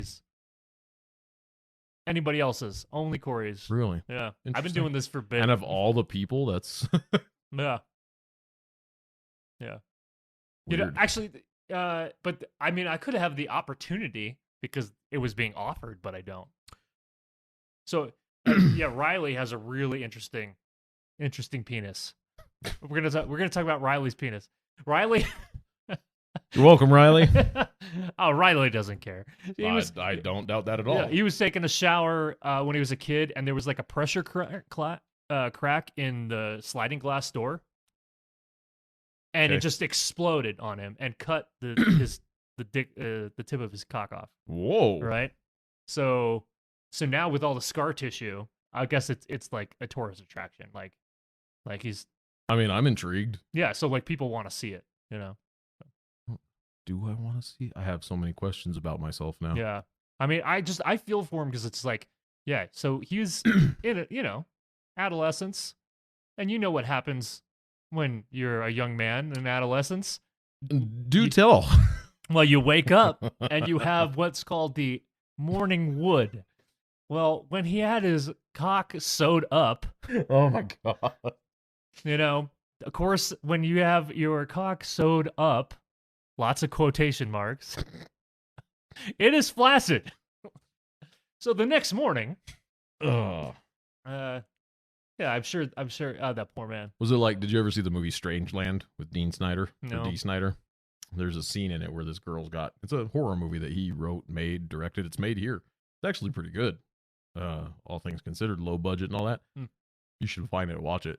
But there's a scene where this girl's lips are sewn shut. Yeah. And she's in so much pain and agony and whatever. She's got her lips sewn shut, and she's in so much pain and agony that she screams and tears out all those stitches. So I imagine that's what it was like for his penis. Which As you do.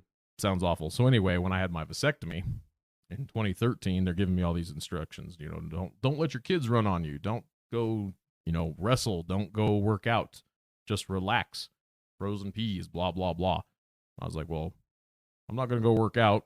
You should know this just by looking at me and seeing my medical history in front of you, but that's not on the agenda. They're like, okay, and no sex. I was like, that shouldn't be an issue. And they're like, all right. So the morning wood, it was like, hello, I'm here. And you're like, oh, hello. Go away. And it wouldn't. It was bad. It was fucking bad. And you couldn't do anything with it. And I remember telling my coworkers in dispatch about this because they're like, so how do you feel? Because it would take me like 2 minutes to stand up and sit back down. Yeah. Because everything would adjust. Right. And it was, anyway, get a vasectomy, I'm- gentlemen. It's cheap. I paid $45. That's insurance, but. We need to do the spot again. This week on Death Metal Disco, we talk about penises. Welcome to Death Metal Disco. My guest is Greg Burgess of the band Allegaeon. Let's talk about penises. We're going to talk about penises, vasectomies, Morning wood. morning wood, and peeing on buses or in vans or jugs on the Brooklyn Bridge. You got to do what you got to do. And the horrors of being in a band. It's all glam and glitz. It's just like The Dirt. Did you actually watch The Dirt? Multiple times. Yeah. Great. I never did read the book, but I heard the book was great. Yeah. I did not know about Vince Neil's kid. I didn't know about that either. But you know what? How much of that is actually true, and how much they made a really good movie that you wanted to watch, right? It's true. I don't think a lot of that what happened was true. Did you watch Lords of Chaos? Oh yeah, and I loved it. I actually thought it was good. I liked it a lot. And anybody that like has a problem with it, it's like the drummer from Bathory made it. He was there. Yeah. He knows. He doesn't know anything. Yeah. He's only going off of what he. Yeah. Yeah. No. Like, I don't know. It's like, but that's how it makes black metal make sense to me because I'm not like the biggest black metal fan. Like there's some bands here and there, Yeah. but for me, a lot of it comes off as adolescent, like try hard. I'm like really cool. I'm like, yeah, you're just like a clown, and Yeah. like I like Kiss too, but like whatever. And I'm the same way. Like, and when you watch it, I remember my first band, Misanthrope. We were kind of that. I mean, we did paint our face for a couple of shows, and yeah, after it takes like an hour to wash all that shit off, we decided that was not going to happen again. But we did it twice. But I remember just their the level of naivety that they showed. I'm like, oh yeah, I remember we were kind of like that. We'd have to go to the cemetery to take our pictures, and it's like we're a death metal band. This is what we do, which I still do that shit. But it's like it makes sense though when you're that age, yeah, and it just made sense. But like now that grown adults do it, it's like you don't see the kind of. And there's some bands that do it way better. Like Abbott has a whole sense of humor about it. His is almost like not mocking himself, but kind of is. But he can embrace the silliness a little bit. Yeah. Like Isan, he doesn't act like that. So No. like I'm totally down with that. Like Galder, I think that guy, like for Old Man's Child, like he kind of has a sense of humor about it. He's in Demu too, right? Yeah, he's in Dimmu. Yeah. And it's I like haven't listened to them in years, so No. Once they got rid of Moosties and Vortex, I was like, killed Right. the two best parts. Yeah, Sorry, guys. yeah, I did buy their fucking last DVD, the Northern Lights. the Northern Lights thing, which is cool, but it Super cool. kills me that it takes an entire choir to replace one guy. So Yeah. But there is that. It's like we played where was it? The Masquerade. There we go. The Masquerade in Atlanta. And that's a cool place. of course there's 3 rooms, Were you right? at the new one or the old one? Because I guess I they played the old closed it. one. I played the old one twice, and then we played the new one a handful of times. But like, so we played the same night as Watane. Oh wow. And these guys, it was funny how like they're like, we're really cool, we're really badass. I'm like, look ridiculous. Yeah. And it's they're a bar band. Like Scar Symmetry was telling me like they'll fight them and everything, which was weird. But Scar Symmetry, they were a freaking bar band that just like, oh, you know how we can make money, and they did this, and I was like, well, that's actually smart. Brilliant plan. Yeah, It's smart. worked out well. But like, I have not seen them actually. oh, dude, I mean, they put on a good show. Whatever, they're like really good. They have people like really addicted to them. But it's just like the whole like we are, super badass. Like pump up your chest. You look ridiculous. Like stop it. Yeah. It's I don't know. Whatever. I feel It's- that way about any band that kind of portrays their own badassery. Like, Yeah. you know me. Yeah. I get on stage and I do the death metal vocals thing, but I'm like retarded, and I don't mean that in a derogatory way. For those of you who might freak out about that word, I'm an idiot on stage. Between songs, I joke around. There was one show I said this song is about titties for every song, and I so my buddy's like, you should say every song is about titties, and I said, done, and I did. And he was like, that was amazing. That was like a 8-song set, and every song was about titties. Yeah. None of our songs are about titties. I mean, yet, but it like you're a grown man traveling around the world yelling at people, Yeah. right? Like it's kind of silly. yeah, I love it, and I will do it until I can no longer do it anymore. But come on, like we're kind of silly, right? yeah, it's ridiculous. Yeah, but the fact when it's like, do you know what's in this bag? No. And like he walks off, stops, and looks over his shoulder. It's like 7 goat heads, and we're like, exactly. That's exactly what we did. It's like, okay, dude. Like, I got underwear in this one. I'm like, you know what's in this bag? My trash. It's like, I got some books from the library. yeah. It's like, don't take yourself so seriously. Like, come on, man. Like, whatever, and it's fine. Yeah, and it kills Different me when strokes for bands, different like, folks, but I can't do it. And I totally forgot the name of the band. They played that festival in Mexico in the daytime, and they wear hoods.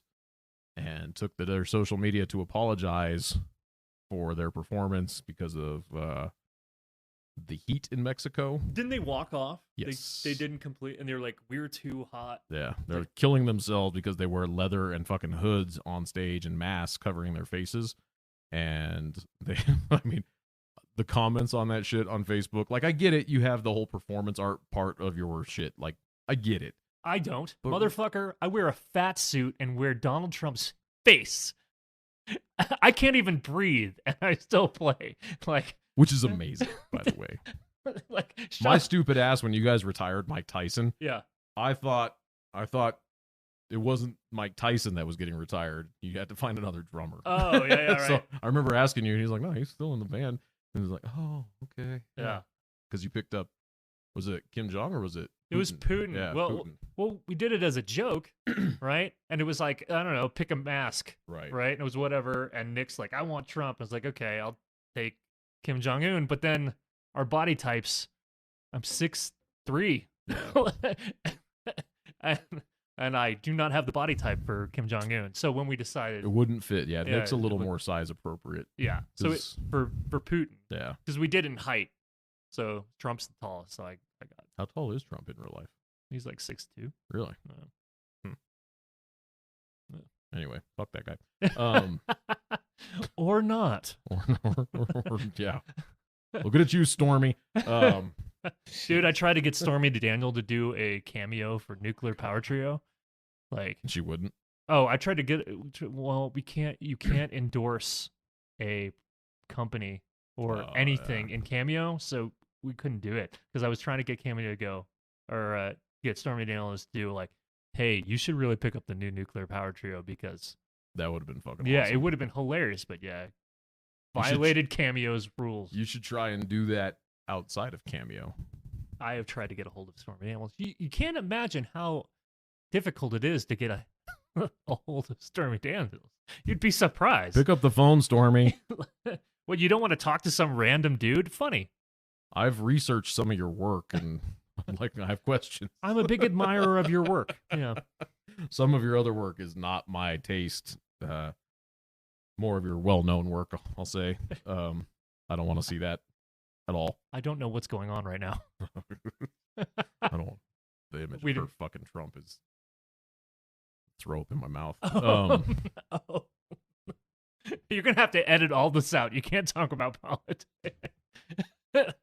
He's dry heaving.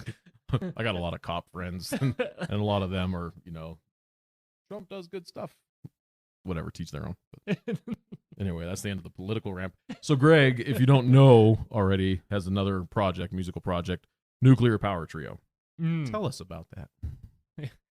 The three coolest I know dudes. about it. the coolest three dudes on the planet. So they wear the what are those masks called? The Hyperflesh. Hyperflesh. That's right. Hyperflesh. Donald Trump, Kim Jong Un, and Vladimir Putin. And they're the company that did the giant fake baby mask, right? Yeah. The creepy ass baby that a lot of people have seen and know them for. They made these cool masks. Donald Trump, Kim Jong Un, Putin, Mike Tyson was the original drummer for Nuclear Power Trio. How would you describe your music? Latin fused gent. That's actually spot on. Like those words don't exist except for Latin, but yeah. yeah, Yeah, it's, awesome. It's I've metal. actually shared it with one of the guys I work with.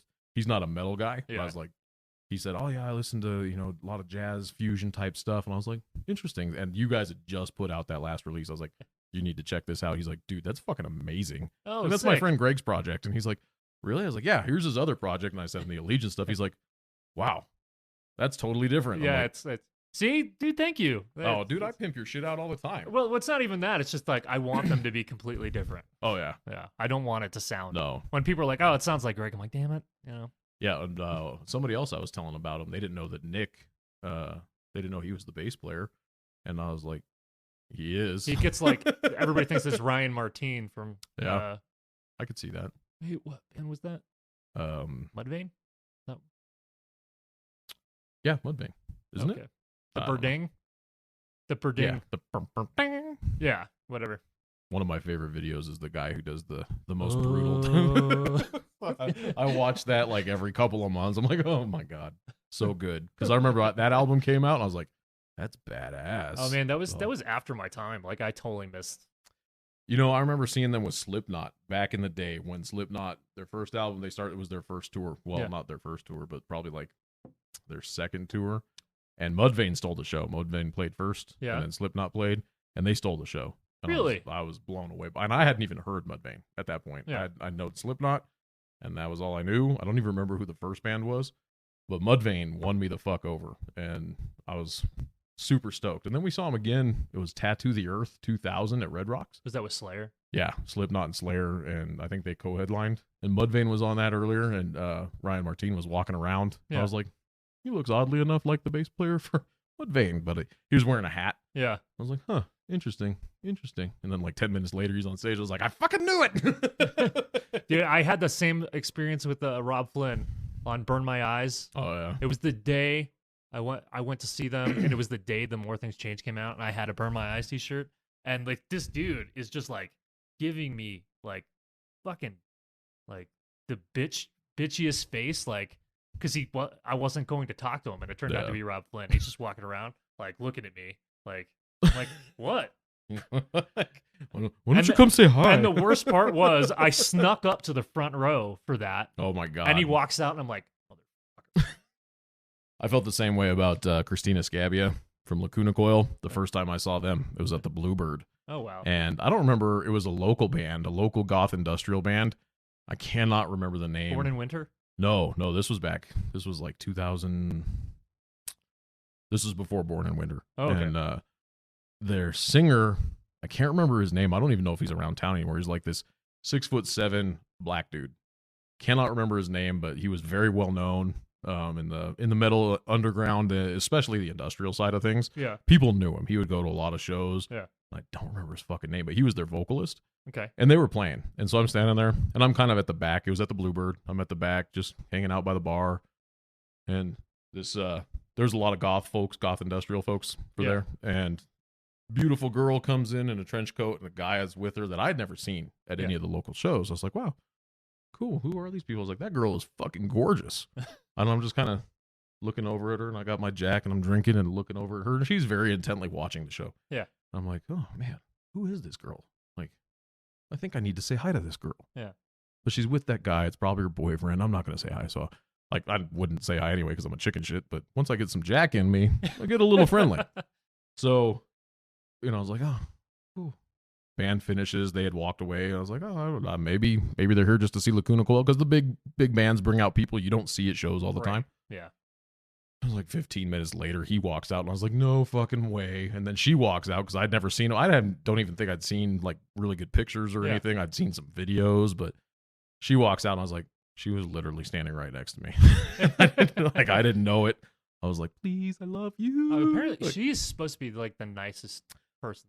I follow her on Facebook, and her posts on there are generally pretty good, but I mean, that's social media. So, but I've heard that she's very nice. Life. I met her actually once. They came here a couple of years ago and played at, the fuck is the name of the place? Cervantes, down in 5 Points. Yep. Cervantes, and they did a signing afterwards, Yeah. and so I actually I hadn't bought a CD from them in a while, and their show blew me away. Like, their new stuff is very, very genty, which I was surprised by, but it was fucking good. Yeah. So I bought the CD, and we hung out after the show, like, and they had the signing table and everything, and you couldn't really talk to them for very long and say, great show, because they just have the line of people, and I thought about trying to propose to her, but I think she's still with Jim Root from Slipknot, so... Oh, yeah, that's right. Isn't she? Yeah, I'm pretty sure. I wonder how that works, 'cause I know she lives in Milan. Yeah, she lives in... Yeah. Well, I know she lives in Italy. I'm assuming she lives Milan. in Milan. Yeah, I don't know. I only know maybe that... he lives there, too. Oh, that would be interesting. Jim Root from Iowa to Milan. What?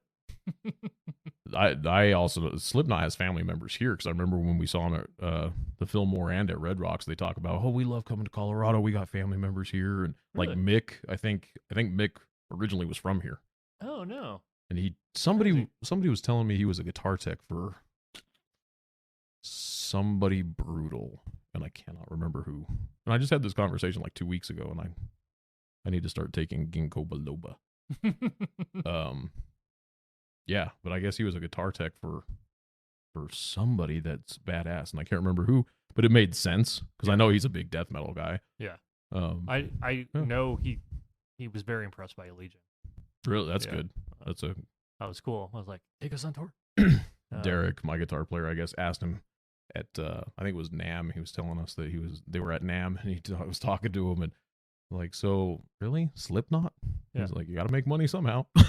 I'm like, I don't think you're supposed to say that about your big band, but whatever works. Yeah, dude. I mean, Slipknot's a great gig. I chased him down outside a Deicide show at the Ogden years ago. I was handing out flyers. Misanthrope was about to play the Roxy. Yeah. And I didn't get to go to Deicide. I had to work. So when I got off, me and my guitar player, or bass player actually, we drove down there and they waited for the show to get out. And so he was standing out. I was like, that guy looks oddly familiar because he's got a very stocky built body shape. And his hair was pulled back, and he had two beautiful girls with him. And I was like, I think that's Mick from Slipknot. And my friend Chris, he's like, how do you know? I was like, well, the giant tattoo that says 7 on his forearm is kind of a good indicator. I was like, but I'm pretty sure that's him. So as he's walking through the parking lot, the show's letting out, and Chris is still handing out flyers.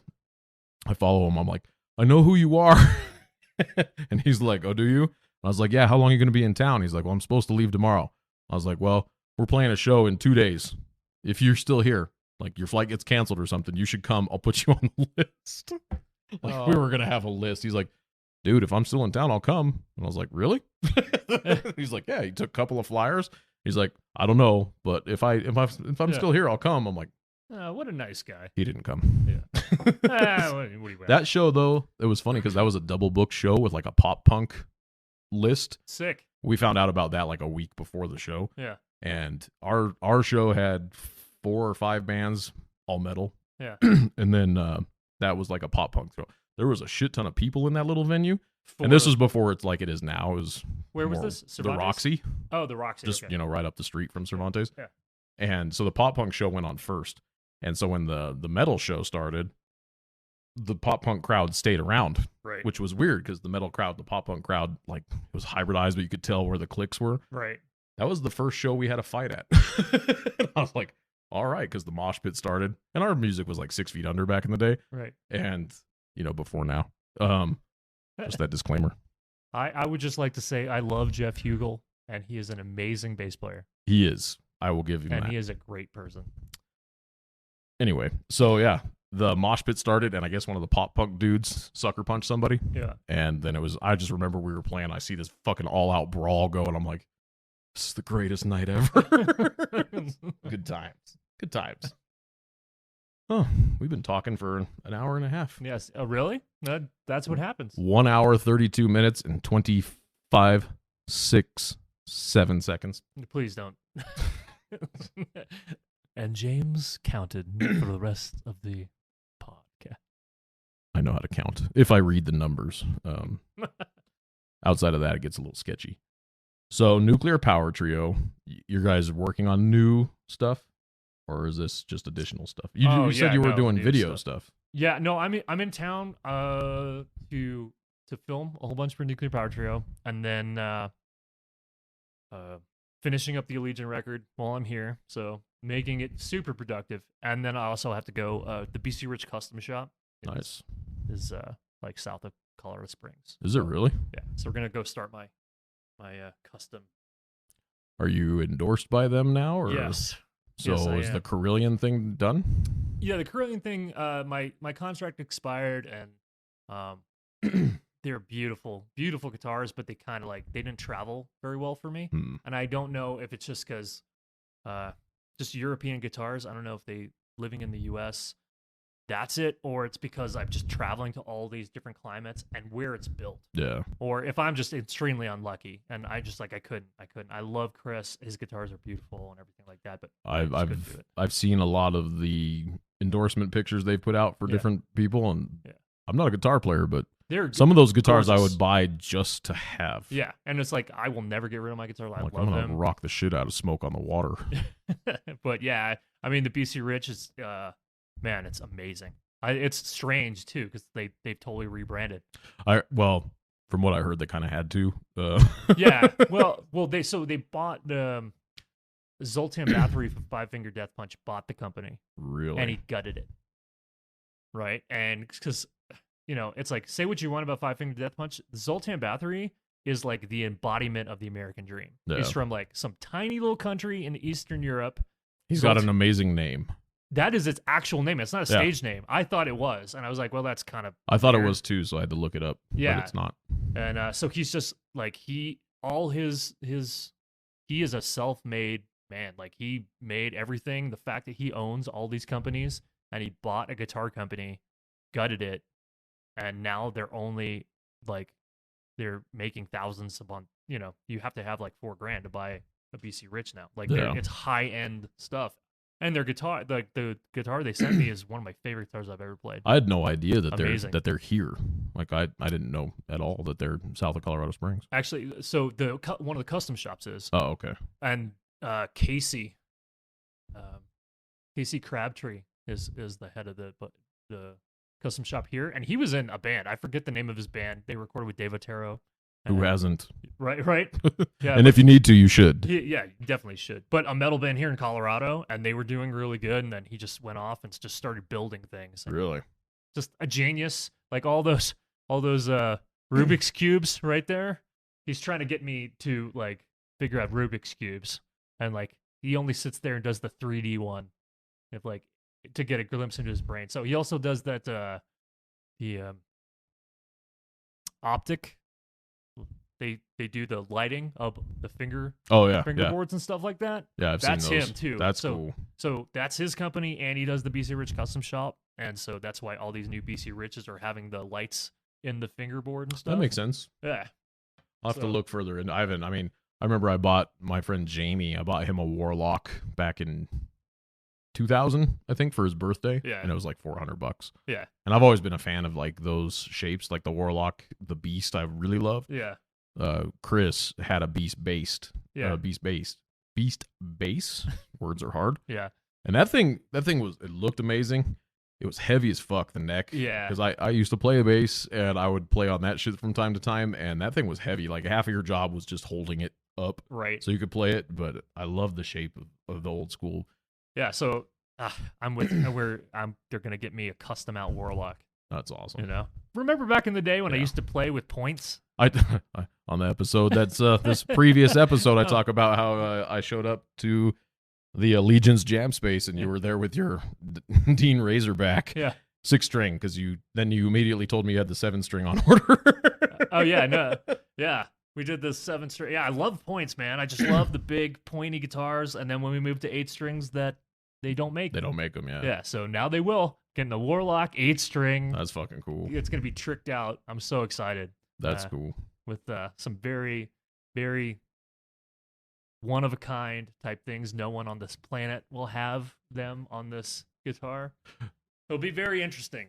And I'm just like, and I was questioning it because I was like, I've been playing Strat so long. Yeah. I'm like, can I get away? I'm 41. Can I get away with a guitar that ostentatious? Yeah. And I'm like, super showy. Fuck Will it fit in your travel cases? No, it won't. Like goodbye, expensive Enki. Yeah, my big Enki that I just paid for, it won't fit in there. But they make bigger Enkis now, so I'll do that. Well, that's good. Yeah, I don't know. I'm very excited about it with the quality that's coming out of BC Rich right now. I couldn't be happier. That's good. I'm excited to see that. Actually, like it's gonna be weird because I'm getting it aqua. I'm gonna have an aqua colored. It's gonna be an aqua burst. So, because I'm getting a really nice quilted maple top on it. So it's like I want to see it, but I also want to color. And I was like,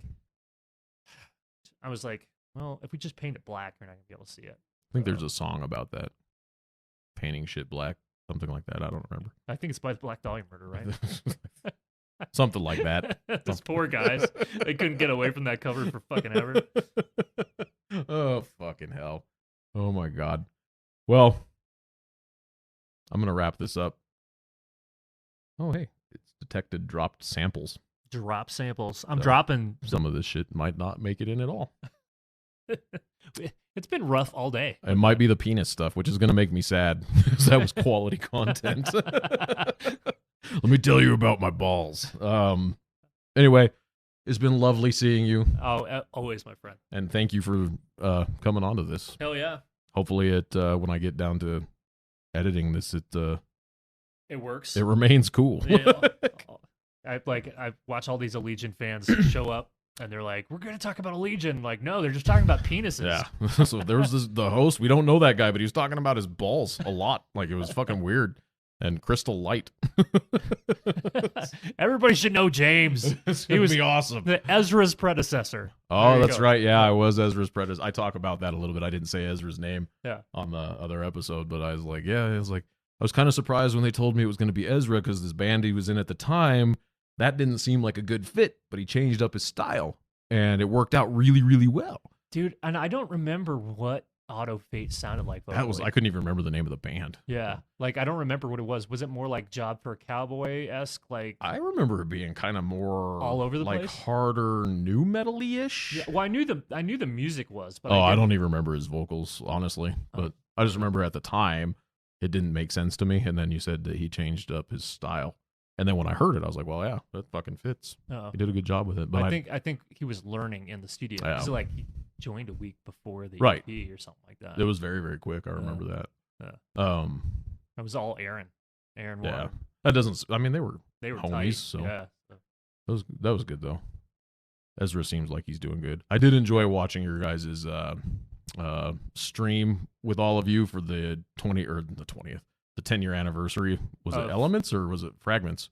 Oh, it was Form Shifter. Form Shifter. That's right.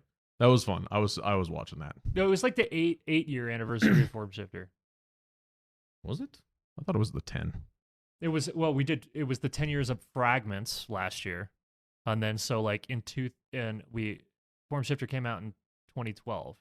So in 2022 it'll be 10 years. That's right. Yeah. Because you guys had that's right. I was texting Ryan during that because he was so Ryan. Yeah, I was that's the most thing I could say about that interview with him. It was like I was like, yep, that's definitely most Ryan. I was like, dude, you're fucking killing me. I don't even think he had my number still. He just like left to go get a drink. It's like back in the kitchen, yeah, making a sandwich. And we're just like, okay. Fucking guy. I remember after that, the guys were like, is that really what he's like? I'm like, oh yeah, it's pretty par for the course. Ryan's Ryan. I remember the last time I saw you guys play was at Herman's, and I don't remember if that was like a tour kickoff show or what the fuck it was, but you guys were playing at Herman's, and I had gotten super drunk, and I remember asking you if you wanted me to work your merch table while you guys played, and you were like, sure, whatever. So I was like, okay, but I didn't know where shit was, and you guys were just I think maybe you're getting ready to go to Europe, so you're trying to offload a whole bunch of your shit. Right, that was right before Obscura. Yeah. It was right there. Yeah. We were trying to get money. Yeah, you're trying to get money. Trying to make money to so go to I'm Europe. Yeah. fucking drunk as hell. I'm standing back there. People are coming up, and I'm tearing apart everything in the merch table, finding shirts and shit. Yeah. And they're like, "Do you guys take card?" I was like, "Fuck no, we only take cash," because I had no way to process any cards for you. Right. They're like, "Okay." I was like, "There's a fucking ATM over there," just yelling at people. So then you guys get done, and Riley comes back. And he's like, the fuck are you doing back here? I was like, here's $150 that I just made for you. And I was like, have a good night. And walk away. I was like, I'm surprised I accomplished anything while I was back there. It was so bad. So bad. That was a good show. I think. That was a fun time. Good. I don't remember. Wasn't you guys played middle of that set? It was like We Are William. It was someone else's show. Yeah. And they we got asked to put on, but we were the headliner, but they put a band after us. Yeah. And I think it was that We Are William band played last. That's right. Technically. Yeah. I don't remember who else played, but yeah, it was a good time. I don't know why I brought that up. I'm trying to wrap this up. Always really strange when they're like, yeah, we want you to it's your show, and then they put a band on after. I think they do that to keep the bar open longer. Yeah. I could see that. So they could make some money. That band was good. We Are William? Yeah, they're really good. From I was Collins. Kind of drunk, so I don't really remember. I drove home safely, though, everybody. I pulled it together. Don't do what I did. I was about to say, yeah, drinking and driving. Don't do what I did. It's all good till it's bad. Yeah. Well, anyway, thanks for coming on to this show. I love you, of course. I love you. We'll yeah. do it You should stretch. again, I anytime like your cattle decapitation shirt. Thank you. Anytime you want. I'm happy. I'm happy to do this for you. Yeah, I'm going to come to fucking Ottawa, track you down. Dude, that would be fun. Give me a reason to fucking go to Canada. They got a again. rad metal bar. Really? Coven, yeah. Coven is the name of it. Coven is the name of it. Do And they like just play Underworld on a loop? they just play, it's lots of Euro metal. Okay, Yeah. I could see that. And then Mehdi, who owns the metal bar, I love this guy. He just bought the venue in Ottawa. Really? Wow. And gutted it and made it an amazing venue. See, that's what I'm going to Mavericks. do if I fucking win the Powerball. Yeah. I'm going to buy the Gothic. Yeah. So whoever's in charge of Powerball winnings in the universe, hook a brother up. Hook a brother up. I haven't checked to see if I won Mega Millions last night. I don't think I did, but if I did, you're sitting with a super millionaire. A super millionaire. How many millions was it? 750. Oh man. That's like 3/4 of a billion. Can you part with 50? I can make some moves. I've done the math. I'm not joking. It was a couple of years ago. Facebook just reminded me that I think last year, the year before, I think it was the year before, the jackpot for one of them was like $1.6 billion. Yeah. And I posted that I've done the math and that I could support, I said 20 of my closest friends from a trust fund account, where I think everybody was getting like $500,000 a year Crap. for like 26 years. I was like, so get at me. And my fucking comments were like, and I'm like, I don't know, most of you fuckers go. It's the friends that don't ask. Yeah, that's the ones. Everybody asked them. Or it's just like, how responsible are you going to be? Right. Like you're gonna see me with 20 strippers, just pounds of cocaine. No, Yeah. I was like, that's not true. You give someone 50 grand and they can turn that Oh, into like that's the people you want to. I will turn it into where the fuck did my 50 grand go? Yeah, it's like here's his back with interest. Thank you, thanks, buddy. Yeah, I got plans. Yeah. So the Gothic, buying the Gothic back. That was one of the comp things. tickets coming back. That was the whole thing. Like I literally dreamt about it. Yeah. It's fucking weird. So I think I need to win. God, are you out there? Or whoever you are. Spoiler alert. I don't think you're supposed to ask for these things, but guess what, buddy? I'm asking. Anyway, thank you. Love you. Love you. Always. Thanks, buddy. If you're still listening to this, I don't know how long I'm not going to leave this as an hour and 46 minute. Well, actually, I might. Fuck it. I don't know. Anyway, thanks for coming. Thanks for listening. Death Metal Disco Podcast. This is on Twitter. Greg, what's your Twitter? Greg Roth on Twitter. Greg Roth. Twitter./ hit me up on my MySpace. I'm going to put you in my top 8. My Parlor account is I just got an invite to go to MeWe today from a family member. What the hell's a MeWe? It's another social media account. I already have an account on there for one of the cigar pages that I'm on. It's stupid. Like I don't ever check it. I can't do anymore. I don't want to. The band we were talking about doing a TikTok, and I'm just like, one more thing to do. Sick. I signed up for TikTok only so I could view videos that are sent to me because I think you can only see so many from the same. You can actually, when someone sends you the link, you can actually play it. I couldn't play more than like 10. Like I got 10 people just send them to me and really? I watched them and then I was like, it won't play, so I just signed up. There's some talented motherfuckers. I included this in my last episode. Some talented motherfuckers on the TikTok. Do you know what I like about TikTok? It can also be educational. Oh yeah, there's some good. They teach a lot of. There's. I'll send you. I'll have to find her because I followed her, but she's an atheist. Grew up super religious household. Did a bunch of research. She went to. I think she moved to Israel for a while. Oh, nice. Learned Hebrew so she could read the Bible more of its native form. Yeah. And like the arguments that she has with the religious folks. Yeah. They're backed with. Their logic. Their and facts. stuff from the Bible. Yeah. And I watched like 17 of her videos in an hour. I was Yeah. like, this girl is brilliant. Yeah. So I followed her, but I'm not going to create anything on TikTok. Yeah. But there's some shit on there that's entertaining. Some You really good just stuff. have to have a creative mind. And like I need to save all that for music. Yeah. You're pushing your limits. There's no more I have to give. I don't want to The say. tank is empty. I don't want to tell anybody though. Yeah, I had the option of the new 6 Feet Under. album or the new Allegaeon record, and guess which one I chose? It didn't start with an A. I don't want to come to that. So, poor 6 feet under. is Jack Owen on that record? I Yeah, think he is, right? Jack Owen's on that. That fucking kills me, man. Dude, It could be okay. It could be okay. But do you know what? It sold really well in Germany, though. Well, so did David Hasselhoff. Yeah. David True Survivor Hasselhoff is a should take great over. song. True Survivor is an amazing song. Anyway, we were talking way too long. We Anyway, will keep it up. we're just welcome to the 7-day podcast. Get out of my house. This file is already 1.18 gigabytes. Sick. Don't stop until we see T's. Tara. I only had 100. I have 106 left on this device. So cool. Well, anyway, thank you for listening. I love you all. I love Greg more, but I love you guys too. So, and if you're newly listening because Greg is here, thank you so much for checking out this shenanigans. This is what Allegaeon is like behind the scenes, and it's He only loves one me member. more than anyone. It's true. All right. Thanks a lot. Bye-bye.